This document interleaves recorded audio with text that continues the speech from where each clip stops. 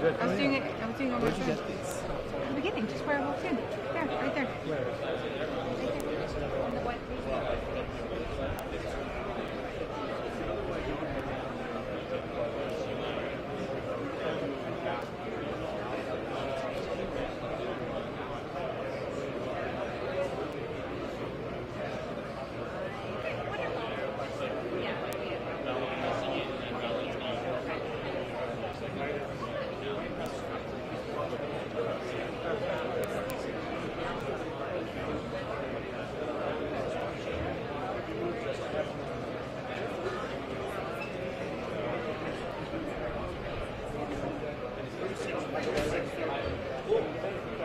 I prefer the hour shot. I just start raining the second we start. No, I'll be right back. I hope not.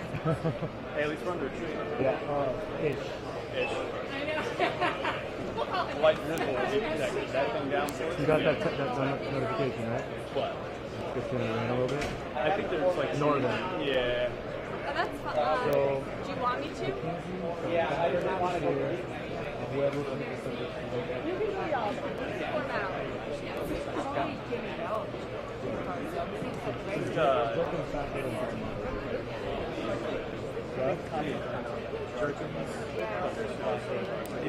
Stafford's out there. Whoever's here. Yeah. Okay. I just not have a shot all the way over here.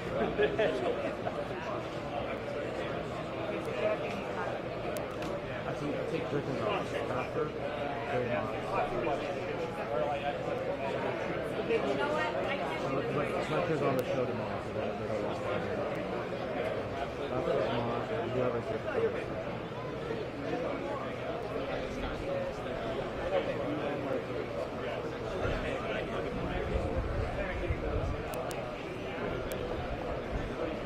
Stafford or Bond?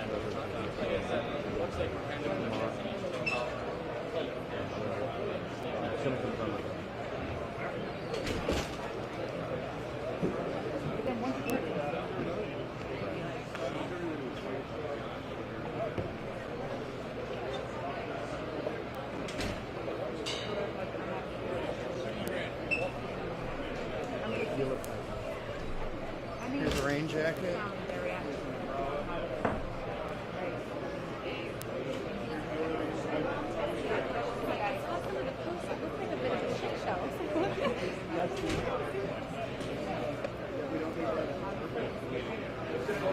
They're not going to make our phone. Not for one.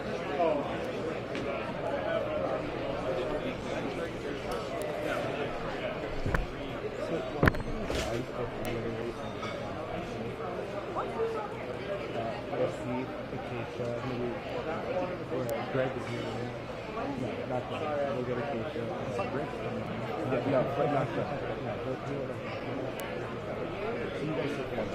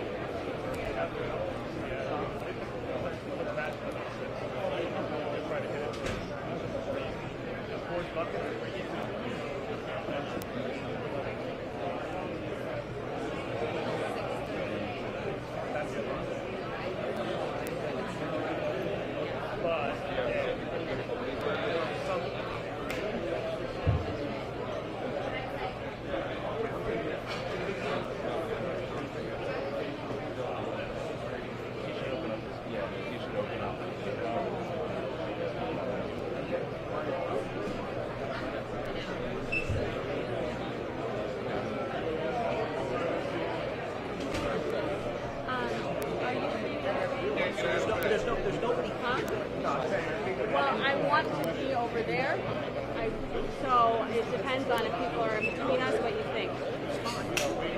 I'll have if it goes to 7. I'll just have some food. How much food?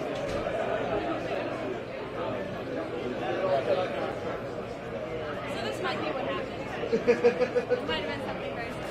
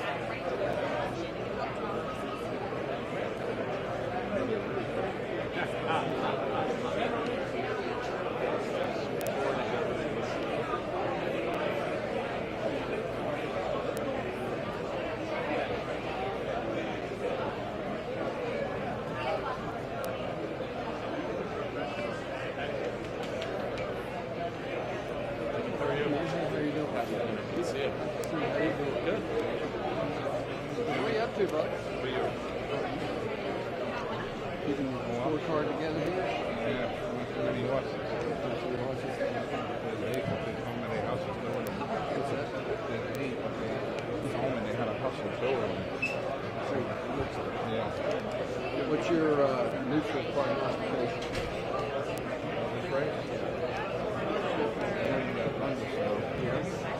I got a horse that's up coming behind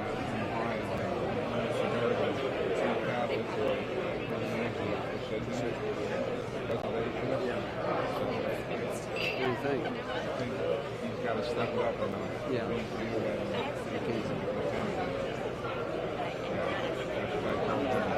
I think both of them. Oh, I'm hearing. I mean, I think this one's probably ready to run a big race. You can't catch him on the track. I think we'll have good weather and good track. If he catches a good track at Mackenzie, and he would be. Yeah. Somebody can.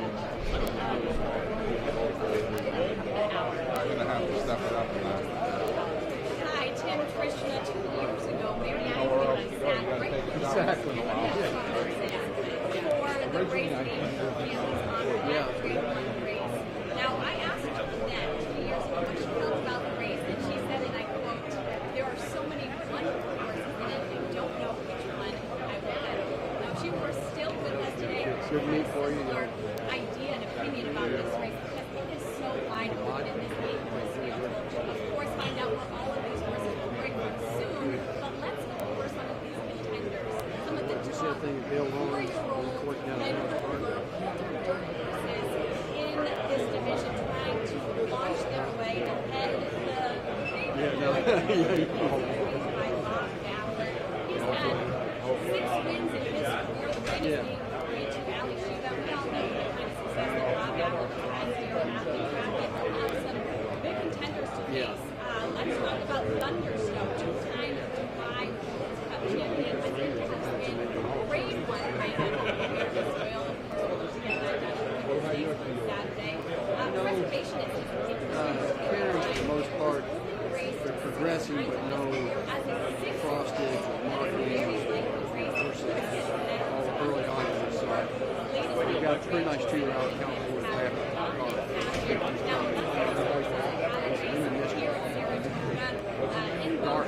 In the mischief out of Miracle Country Star.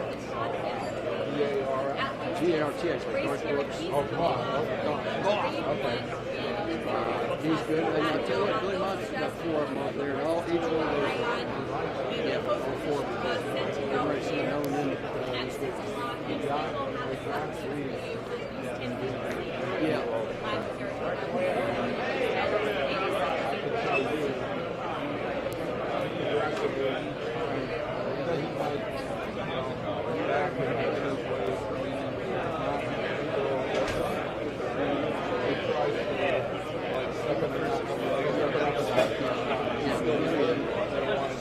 Wow, right off the bat.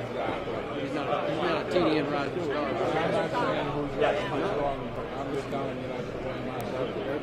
Hall of Fame, so they got their way and served them well. So that's good. Really, for whatever reason, we got some of the very well Monmouth, Arlington. Warren Hardy ran a street boss 2-year-old filly, got 91 power. Arlington won about 14, 15 years. Let's see what that is. So, I mean, these 2-year-olds need to stay quiet. They make you look silly. You got to see him do it a couple times. Yeah, before you start saying. I almost just want to interview Todd right now, I know. but we just don't know the post positions. I know.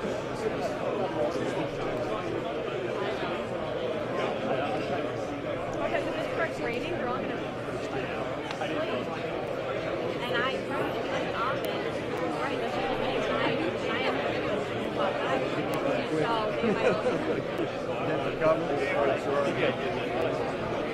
Yeah.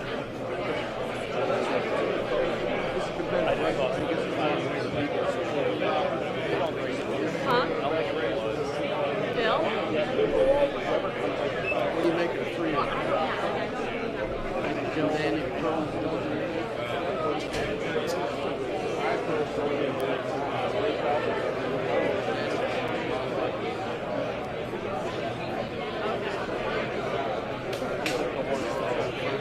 Kind of like when Baffert sent Jimmy or whatever his name is. Wow, that's a burn. You got Mug in the Wood, too. I'd like to get Jimmy Jordan this year. I haven't either.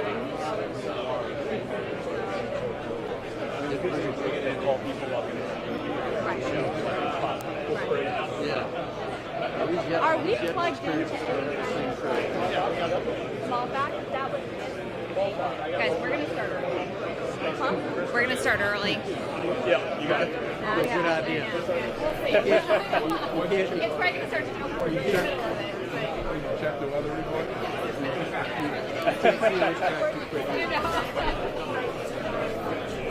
So get the ring, you're home, you're ready, right?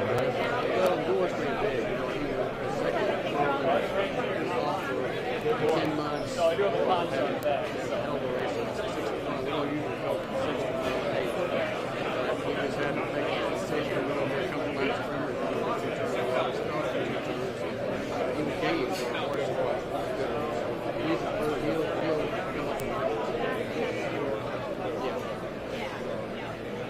up and he'll go take a look. Obviously, maximum security and game with we got it always that person. I think the rest of them he looks nobody doesn't really feel sorry. Game where they all have their chicken.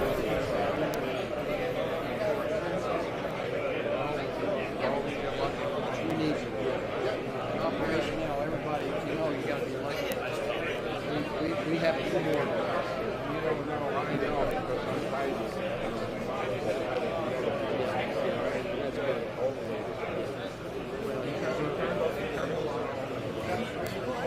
Ask the waiter, he's asking the manager. I haven't heard back from him yet, but I asked the waiter, he said, I'm going to ask him, and he said, oh, I don't think you've got a good enough cover sheet. I'm like, anything. So, yeah, I'm kind of All right, hey everyone, we're just going to start a little early here. Looks like it's about to rain.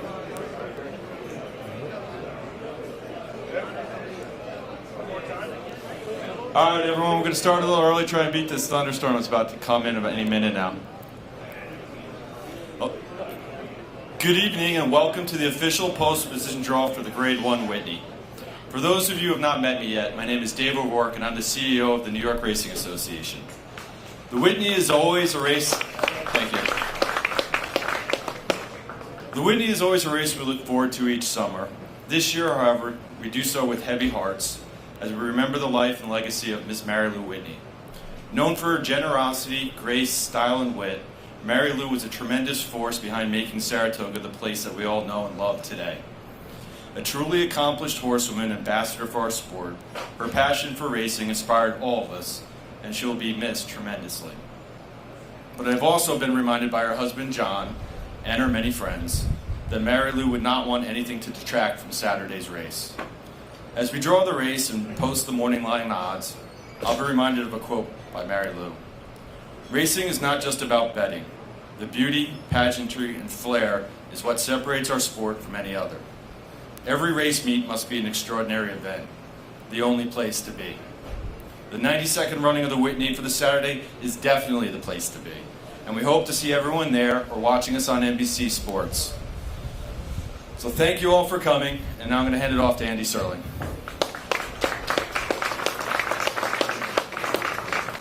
I'm going to reread Dave's speech. It's right here. Might as well. It's funny. I was looking at the Whitney, history of the Whitneys out coming over here, and from a personal standpoint, the first summer that my family was in Saratoga, Tri-Jet set the Saratoga track record, 147 for a mile and 1/8. It was a record that in the Whitney he did that, and it stood for 33 years until Lawyer Ron, trained by Todd Pletcher, who was here and didn't race this weekend, when Lawyer Ron broke that track record. And it's sort of interesting that the track record holders are Whitney winners. In the interim of those 33 years, really many of the very best thoroughbreds race in the Whitney, and it's continued to be as important a race as that there is in America for older horses. And this year looks no different. Looks like a very exciting field to draw it. Larry Colmus and members of the racing office. Thanks, Andy. Keith Dolishell is with me, and Jory Gorski, come on over.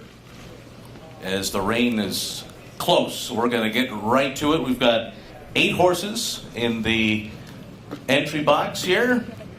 8 pills, and we'll see where they're going to be in the starting gate for the 92nd running of the Whitney.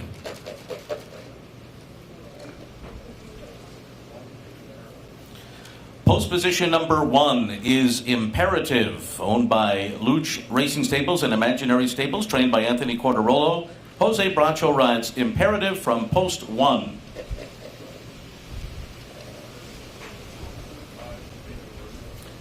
Post position number 5 goes to Vino Rosso, owned by Rapoli Stable and St. Elias Stable. Todd Pletcher, the trainer, John Velasquez, the rider. Vino Rosso, number 5.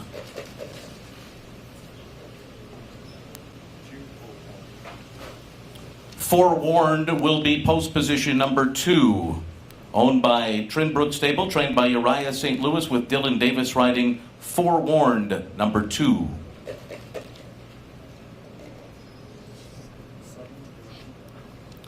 Yoshida, post position number 7, owned by Winstar Farm, trained by Bill Mott. Jose Ortiz will be the rider on Yoshida, post 7.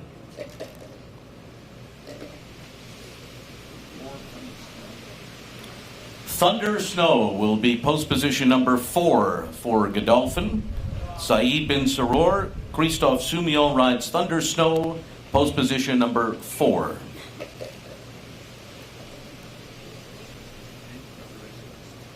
Preservationist will break from post position number 8 for Centennial Farms, trainer Jimmy Jerkins and jockey Junior Alvarado, post 8 for Preservationist.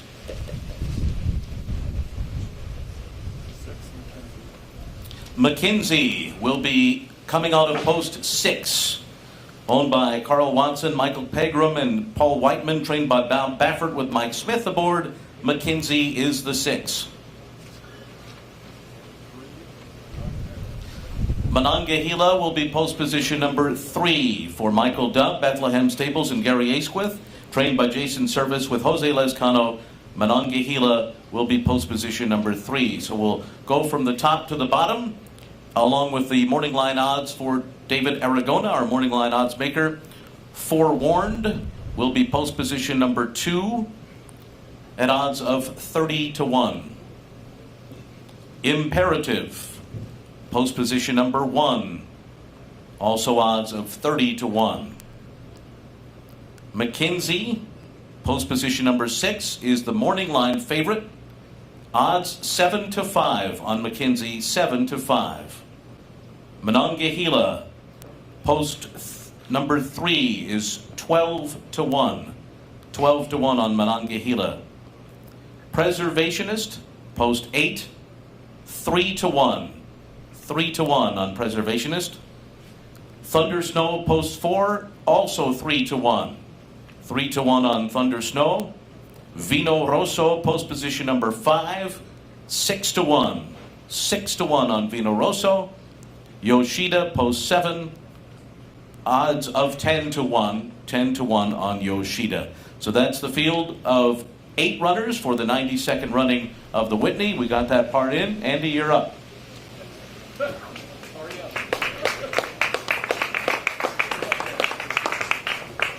The good news is not many of the connections are here right now, so I'm just going to torture a couple of people. Todd Pletcher? Why don't you come up, Todd? Originally, Todd, you were the only person not named Jimmy coming up here. I think both of these are working. Are both of these? No, it's not working. Let's pull this thing out. Now it is. Todd, thanks so much for coming up here. Vino Rosso, how's he been doing since running out in California? He's been training great. I think he's a much better 4-year-old than he was a 3-year-old. He's much more consistent, trains more consistently well, and I thought his Gold Cup in Santa Rita was a big race. Was that working, by the way? You guys hear that? I'm not sure. Okay. He wanted a mile to start the year, and he wanted 10 furlongs. Do you feel as though the 9 furlong distance is fine for him? I think it's ideal for him. If there's an honest pace, and I think he's a very versatile horse. He actually ran kind of sneaky good in the Carter. You don't run in too many Carters where you go a half and almost 47 seconds. So that kind of, I think we were in the right race with a good plan. It just didn't work out the way we anticipated it would that particular day. But I think he's versatile enough to handle pretty much any distance. Talk about the importance of winning a race like the Whitney and what it does for a horse and a horse's value. It's tremendous. I think of outside of maybe the Breeders' Cup Classic, it's probably the most prestigious race for all the horses in the country. Well, you've had some good success in it before, Todd. We wish you good success this weekend. Thank you for coming. Thank you. Jimmy Bell, he braved the elements for Thunder Snow. Jimmy Bell, of course, the president of Godolphin Operations in America. Thanks so much for joining us. Thunder Snow. I think we just lost. There we go. He's up. This is ominous. He's won 2 Dubai World Cups. We'll try this. How's he done since coming over? He was here for the Met, but he shipped back over to Dubai. Where did he ship? Dubai? Into England. Back to England. And how's he done since shipping back to Saratoga? He had a very strong 7-furlong workout the other morning, which I'm sure a lot of folks saw. He was full of energy. He's carrying great weight. He's not short on sky miles. And he's a great traveler, and I think one word would be very, very versatile, as you're seeing from the Met Mile to other races around the world. Is 10 furlongs his best distance, or do you feel he can be as effective going the 9 Whitney? I think that's really going to be helpful in 2 turns a mile and 8. I think what you saw, that he was able to hang in pretty well in a very contentious Met Mile. Probably the mile and a quarter is going to be right down his alley, but I think he'd be very, very competitive in mile and 8. Obviously, he has great value with his resume already, but as I was talking to Todd about it, what does it mean for him if he can win a race like the Whitney? Well, I'd echo what Todd just said. I think that the Whitney has positioned itself as probably the most prestigious older horse race, and congratulations to Nair with putting together, I think what would be the strongest field we've seen this year for older horses, and rightfully so. I think it's earned its prestige, and it's any horse trying to go to stud would like to have the Whitney on their resume. All right, well, we wish you the best of luck for getting that Whitney on the resume. Thank you for the Thunder. And we're getting the Thunder here for Thunder Snow. Give me that mic. Unless Jimmy Jerkins has shown up, or Jimmy Barnes here for McKinsey, are either of those gentlemen here?